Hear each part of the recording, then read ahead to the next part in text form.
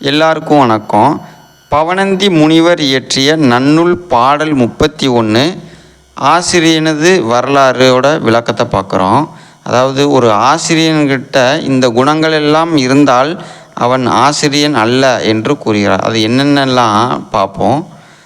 இனிய சொல் சொல்லாமை, கீழான குணங்களோடு இருத்தல், அழுக்காறு அவா வஞ்சம் அச்சம், அதாவது இதெல்லாம் பொறாமை, பேராசை, சூழ்ச்சி, பயம், ஆடம்பரம் இதெல்லாம் இருக்கிறது.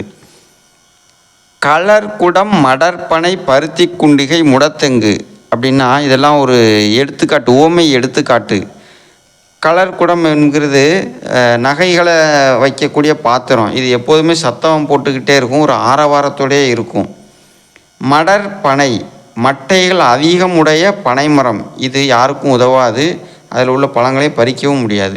பருத்தி குண்டிகை பருத்தி பஞ்சு நிறைந்த பாத்திரம், பருத்திகள் இட்டு வைக்கப்பட்ட பாத்திரம் பார்க்குறதுக்கு அழகாக இருக்கும், ஆனால் அதனால் பயன் இல்லை, ஆடம்பரமாக தெரியும்.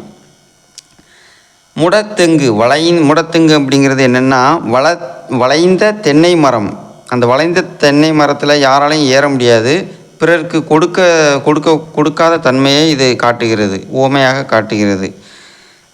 அதே போல் முரண்பட்ட சிந்தனையோடு இருத்தல், யாருக்கும் பயனில்லாது இருத்தல், நிலையில்லாமல் இருத்தல், யாருக்கும் உதவாமல் இருத்தல், கொடுக்காத தன்மை, முரண்பட்ட சிந்தனை. மேலே சொன்ன அனைத்தும் உடையவர்கள் ஆசிரியர் ஆகுதல் இலர், அதாவது ஆசிரியர் தகுதி உடையவர் அல்லர் என பவணந்தி முனிவர் குறிப்பிடுகிறார். எனவே மேற்கண்ட அனைத்து தீய குணங்களையும் விடுத்து நாம் நன்கு கல்வி கற்று ஆசிரியர் ஆகலாம். மிக்க நன்றி.